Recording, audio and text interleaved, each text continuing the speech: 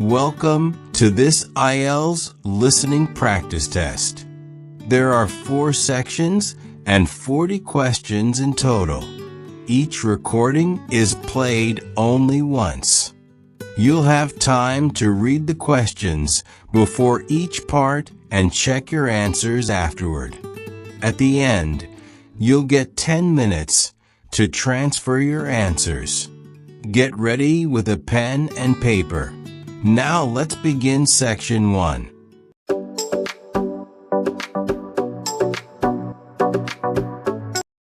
Section 1. You will hear a conversation between a travel agent and a woman who wants to go to Australia with her husband on holiday. First, you have some time to look at questions 1 to 3.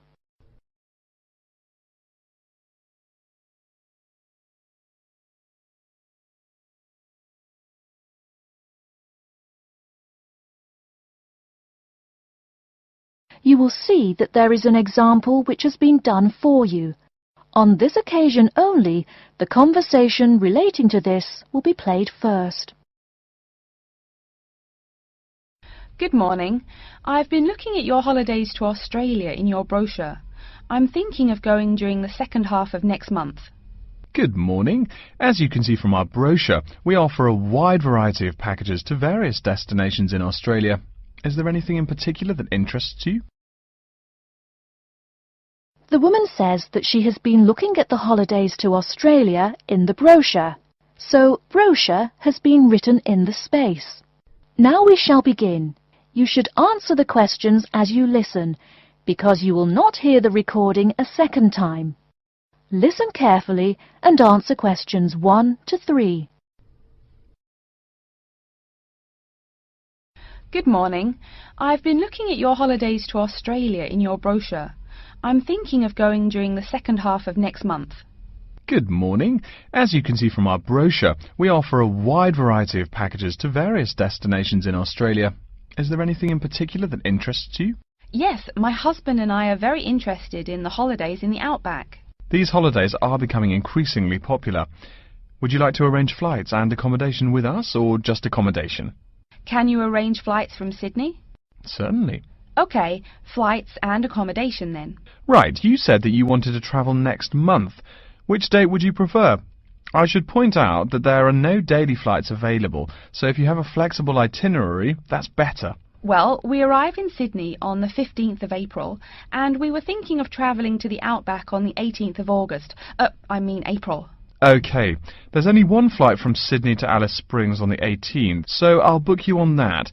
It leaves at 10 in the morning, which is quite convenient. Shall I book 2 seats for you? Yes, please. As for your stay in the outback, you can see from the brochure that we offer 3 packages: budget, standard and luxury. The budget package is about $500 Australian dollars, the standard package is about $700 and the luxury one is approximately $1,000, though it does depend on exactly what you would like regarding extras. Which one would you prefer? Well, we can't decide between the budget and standard options. Well, actually, just looking at my computer here, on the date that you want to fly into Alice Springs, there is no standard accommodation available. It's fully booked, I'm afraid. That's okay. We think that the cheapest one should be fine for us. We don't mind roughing it for a few days, and we don't expect to be spending much time at our accommodations. We prefer the outdoors. Right, let's look at the room options. Before you hear the rest of the conversation, you have some time to look at questions 4 to 10.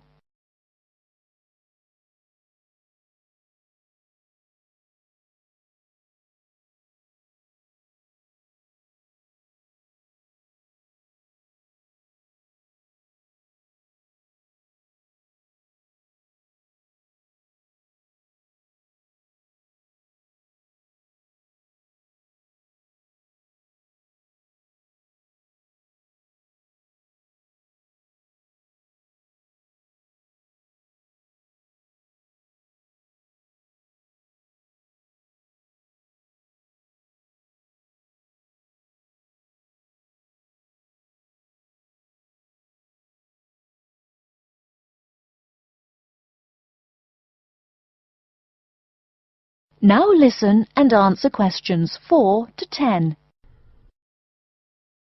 First of all, would you prefer a non-smoking room? Yes, neither of us smokes. Okay. Oh, before I forget, could you book everything in my husband's name, please? Yes, of course. Are you paying by credit card? Yes. In that case, I'll need your husband's name exactly as it appears on the card. Of course, it's John A. Smythe. That's Smythe with a Y. John, middle initial A, surname Smythe. S-M-Y-T-H. Is that correct? Correct. Thank you. I'll just check the price. The room will cost $100 a night plus $10 tax, so $110 per night in total. Is that okay? Yes, that's fine. Book us for 3 nights, please. Most of the guests like to participate in some special activities and trips while they are staying in the outback. Is there anything that interests you and your husband? Yes, there are several things we'd like to see and do. We'd definitely like to visit the cultural centre. Yes, that's very popular. It's within walking distance of the accommodation and it's free. It's also a great place to pick up souvenirs of your trip. We were thinking about visiting one of the nearby farms. There are 2 farms nearby, a sheep farm and a kangaroo farm. There is also an opportunity to ride camels in the desert. Have you ridden a camel before? No, but it sounds like fun. Could you give me some more details about the kangaroo farm and the camel ride? Certainly. The kangaroo farm includes information on how the animals are raised, whilst the camel ride provides information on desert flora and fauna. Which would you prefer? You can arrange to see the kangaroos in the wild if you like, rather than on a farm. That sounds perfect. OK, we'll go on the camel ride and see the kangaroos in their natural habitat. OK, I'll arrange that for you. I forgot to mention that the journey also includes a stop at a place of Aboriginal artwork. It's a place well known for its stone carvings of animals and mythical creatures. That sounds great. Are the carvings in the desert? Yes. Wonderful. Well, that's perfect then. I'm sure you'll have a lovely trip, but remember that you need to take care in the sun. Yes, we're really looking forward to our trip. We really want to try to experience the dream time under the stars. Of course. That's what a trip to the outback is really all about. Yes. Now, how about the cost? That is the end of section 1. You now have half a minute to check your answers.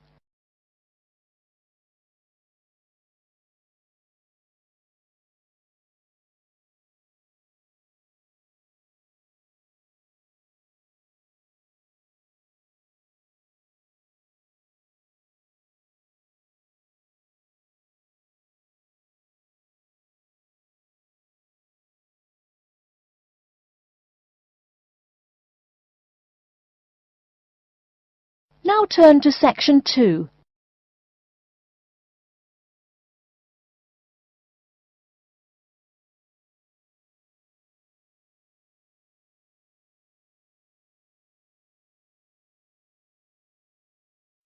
Section 2.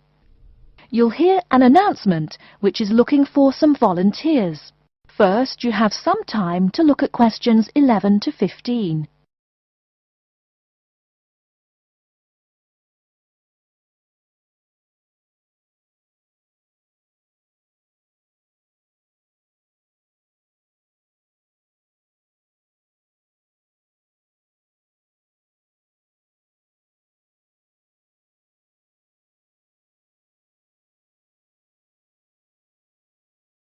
Now, listen carefully and answer questions 11 to 15.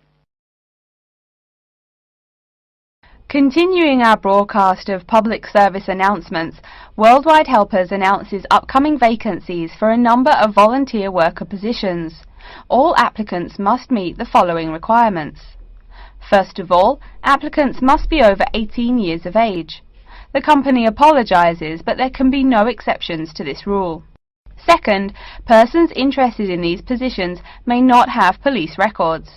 Minor traffic offences like a parking ticket are, of course, no problem. But, and I quote, past and present drug users and sex offenders need not apply. The employer will, of course, check with the police to verify your clean record. In addition, applicants must supply references from past or present employers or teachers along with their recent CV. These references must testify as to the applicant's work habits and/or character. Remember, these are references from employers or teachers. A note from your dear old mum won't do. Worldwide Helpers assures me that they will contact these references to confirm they are genuine. Although all positions are volunteer, the employer will reimburse some of your expenses. For example, they will pay for transportation to and from the job site. Aside from that, the cost of phone calls is covered. Before you hear the rest of the talk, you have some time to look at questions 16 to 20.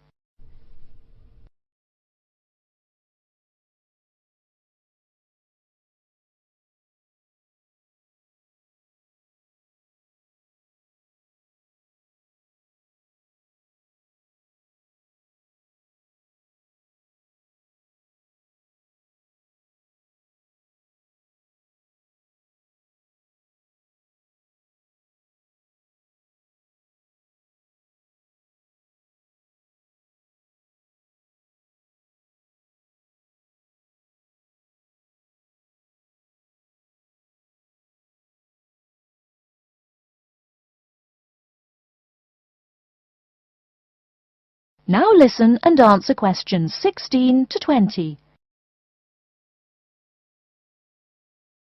As for the positions themselves, there are three types.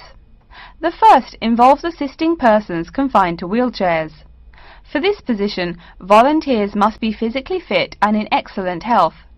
They must be able to lift at least 150 pounds. They should also have a current first aid certificate from the Red Cross. But the most important requirement is that the volunteer must have his own car. On Tuesday afternoons, the volunteers take their clients to various scenic spots around the city to experience and enjoy nature. If you don't drive, but you'd still like to get involved, the centre has a number of openings for people to read to the blind. Readers must, of course, read English clearly. Persons with no foreign accent are preferred. For these positions, you must be available on Monday mornings. Oh, wait, I see a note here. There is one opening for someone who can read Urdu. Apparently, there is a Pakistani blind person who'd like to hear his or her native language, but the other positions are all in English. And finally, there are a limited number of volunteers needed to care for disabled children. I'm sorry, but the information I've been given does not say how many children or what disabilities they have. In any case, you are needed to care for the children for 1 week in August. Apparently, this will be at the close of the summer holiday. I would guess this involves helping them with the routine chores of daily life. Again, volunteers for this position must know basic first aid, be in good health, and be able to lift up to 75 pounds. Okay, our next announcement is looking for someone to facilitate tiger breeding at the London Zoo. And get this, it's a strictly volunteer position. That means you don't get paid. Oh my God, I'm sorry ladies and gentlemen, but I just have to laugh. That is the end of section 2. You now have half a minute to check your answers.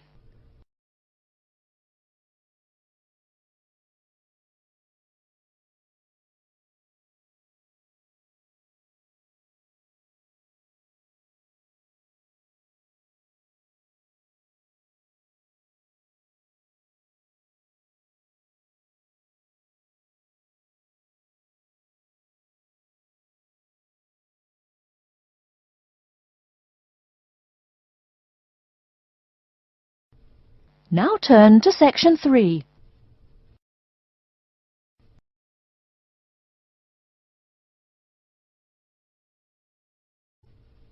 Section 3. You will hear a student called Pete talking to his classmate Dave about the presentation that he will give on environmental science. First, you have some time to look at questions 21 to 25.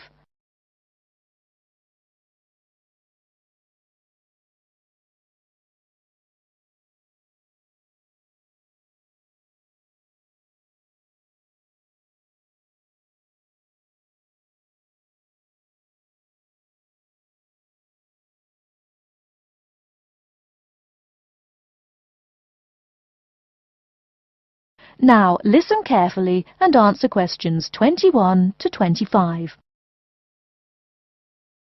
Are you just leaving the library now?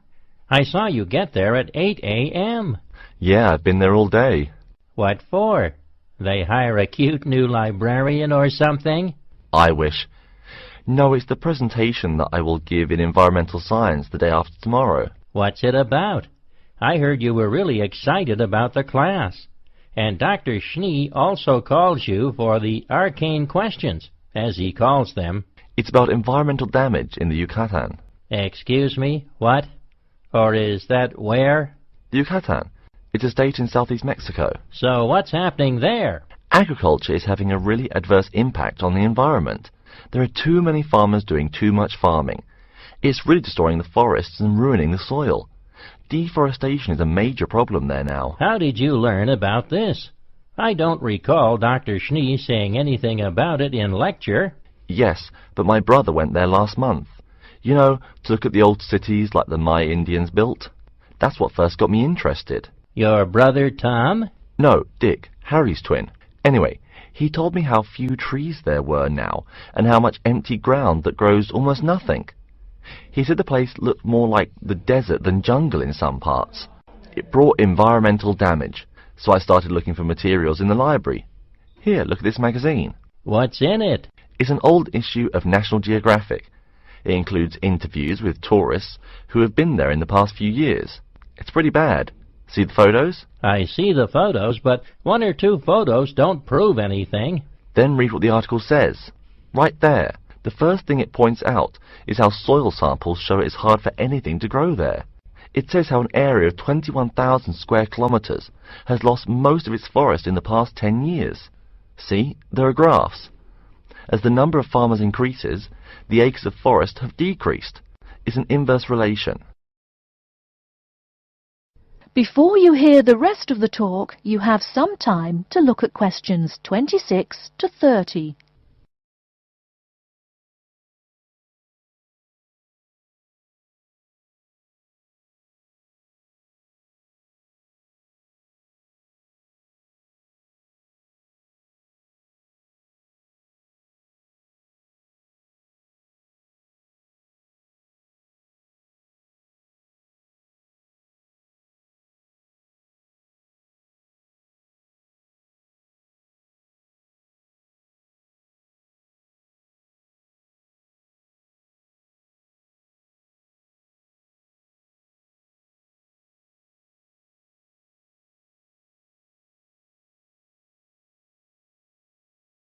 Now listen and answer questions 26 to 30. So, how big is that state? I'm sorry, but I've never really learned the metric system. It's bigger than the state of Massachusetts. That's shocking. Anything else? There's lots of else. Scientists say there's a growing area of about 10.5 square kilometers where nothing can grow at all. It's like the beginning of a desert. Oh, yes. What Dr. Schnee called desertification. But why can't anything grow there? I've never really studied soil chemistry. I'm just starting to look into that subject, but my sister Marie is a geologist, and she says the problem is that the soil has too much saline, with no plants helping to adjust the chemistry. Apparently, that's a common problem with soil types throughout the areas with rainforest. Once you lose the plant cover, it's difficult to bring it back. Reforestation is almost impossible, even if the land is not being used for other purposes. Wait a minute. What is saline? Saline is salt dissolved in water. Scientists who have gone there have taken measurements. They do this by gathering a sample of the soil and running a simple test that shows the ionization of the solution. The geology department in our own university has reviewed the soil at the site too. They're right. It looks pretty bad. The level of salinity is going up. But the plants that would solve that problem can't be planted in soil like that. There is a narrow spectrum of salinity in which the plants will grow. And once you pass the threshold, there is no way to put the problem right? Exactly. It's possible that no one can do anything to stop the trend now. And all because of human greed. Wait a second. How do you know these scientists can be trusted? What kind of reputation do they have? Are they reliable? Oh, they're definitely reliable. They include 4 members of the faculty from the geology department right here at MIT. Here, study these photographs and check the damage yourself. That's what Dr. Horst, who wrote the book here, did. He's newly appointed, but Dr. Schnee said that he's brilliant. So, where are you going now? I'm headed over to the geography department to borrow a map for my presentation. You know, this whole problem could have been avoided. The farmers there in the Yucatan. Pete, What? go take a break. Leave some studying for the rest of us. That is the end of section 3. You now have half a minute to check your answers.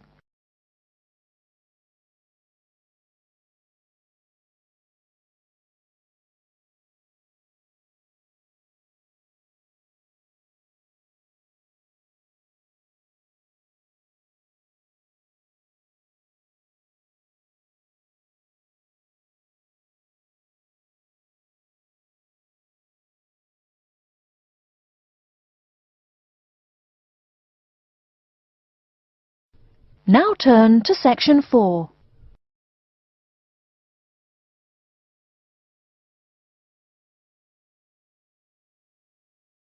Section 4. You will hear a lecture's introduction to Insect Biology 101. First, you have some time to look at questions 31 to 40.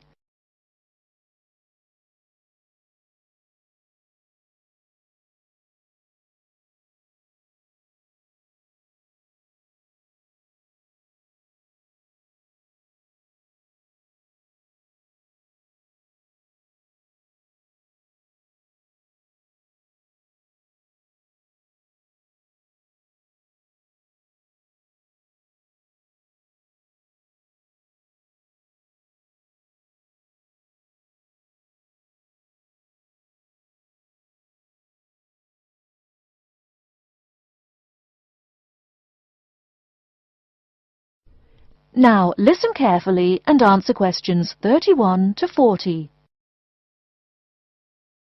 Good afternoon and welcome to Insect Biology 101. I'd like to begin this course with a few remarks about good insects and bad ones. Bugs are all around us, and that's both a benefit and an annoyance, sometimes maybe even serious harm. First, let's talk about the good things that insects do for us. Probably the most important insect for humans, and maybe for all other life, is the bee. Bees help plants in the process of pollination, and thus are necessary to most flowers and fruit-producing trees. That is, they carry pollen from male flowers to female. If it weren't for bees, we'd have very few food plants and no fruit either. In fact, there would be no we. No less a thinker than Albert Einstein pointed out that, without bees, humanity would be dead within a year or less. We'd starve. It's that simple. That should maybe make us just a little humble. A little less dramatic is the fact that bees also make the honey we eat. Moreover, they produce beeswax, which is useful in candles and is also used as a first-rate furniture polish. Sure, these may not be vital to our lives, but they can serve as reminders of how important bees are. That's a point I keep coming back to in this course. Though, in all fairness, I should point out that butterflies aid in pollination as well as bees. Now, here in Michigan, what's the worst part of summer? Yup, that's right, mosquitoes. But I'm talking about helpful insects, right? So let's look at the dragonfly first. If there were no dragonflies, there would be even more mosquitoes. Dragonflies mainly eat mosquitoes and also a few other insects. Yes, that's right. They don't just fly around, and they also help to eliminate harmful insects. So the next time you see a dragonfly, don't you dare kill it. Now, let's talk a little about those harmful insects. Take the mosquitoes I just mentioned as an example. Not so many years ago, mosquitoes here in America weren't just annoying, some were even deadly. They carried malaria and yellow fever. My own ancestor, the Confederate General John Bell Hood, lived through the worst battles of Civil War, only to die at age 38 from yellow fever. A pest, not a bullet. Well, besides the mosquitoes, in summer there is also a kind of insect that never seems tired. Right, that is the fly. Before I go on talking, I must mention an African fly called the tsetse fly, which feeds on blood and can cause serious diseases in the people and animals that it bites. Besides, it is still a bearer of sleeping sickness, which affects around 300,000 people every year in Africa, and can be treated only with toxic drugs that are hard to administer. Worse still, the drugs sometimes don't work. Other insects, of course, destroy food crops. In China, for instance, locusts continue to be a danger to the harvest in some areas. Less important, but still annoying, moths eat people's clothes and dust mites slowly destroy carpets. Worse, but still in the home, termites or white ants eat wood, the wood of your house. If they are not stopped, they can eventually destroy the whole building. Usually they seriously damage a building before anyone even notices them. So, as we all know, insects can be a real trouble. So, what to do? You can go ahead and start killing harmful insects. In the early decades after the Communist Revolution in China, Chairman Mao encouraged the people to swat every fly they could see.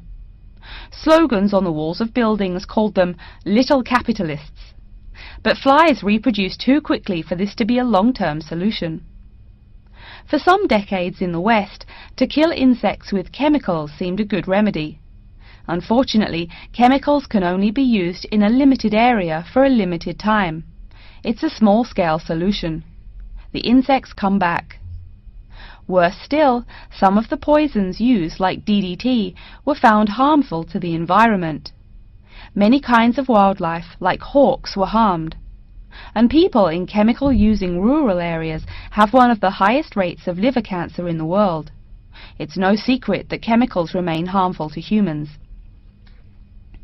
Like all species, insects adapt to their changing environments at an amazing rate. When a new chemical is introduced to their habitat, the insects that survive are generally the ones with some way of resisting the harmful effects. They then breed with the other survivors, and just like that, insects become resistant to most poison in a few generations. An insect generation, remember, is a couple of months at most. So again, we have to ask, what to do? Well, there are biological solutions. Some of these are pretty simple. One is destroying the insect's habitat. You take away their home or food. Cleaning your kitchen is the best way to prevent roaches. No garbage, no food. Getting rid of marshes and swamps eliminates mosquitoes. Other solutions might include bringing in dragonflies or bats in areas where mosquitoes are many. This is a cheaper alternative to chemicals. Biological methods like this also bring no extra pollution to the environment. But you have to be careful. If you change the environment too much, you might be hurting other forms of life accidentally. One recent method of controlling insect populations involves interrupting their breeding cycle. What does that mean? It means birth control for bugs. Insects are provided with food that makes them unable to reproduce. Since they can't have babies, the population disappears, or nearly so. And since no young are born, resistance is not a problem, with no young insects developing increased resistance. Interrupt the life cycle, eliminate the bug. It's clear that we must have an understanding of the life cycle of the insect. At least, that's the plan. We'll go into more detail as the course goes along. Now, I will stop here to see whether you have any questions or not. That is the end of section 4. You now have half a minute to check your answers.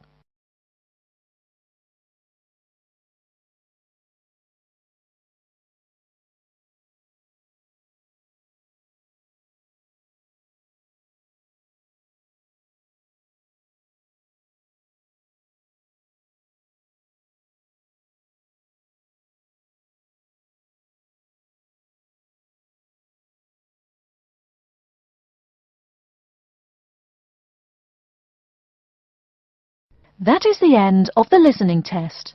In the IELTS test, you will now have 10 minutes to transfer your answers to an answer sheet.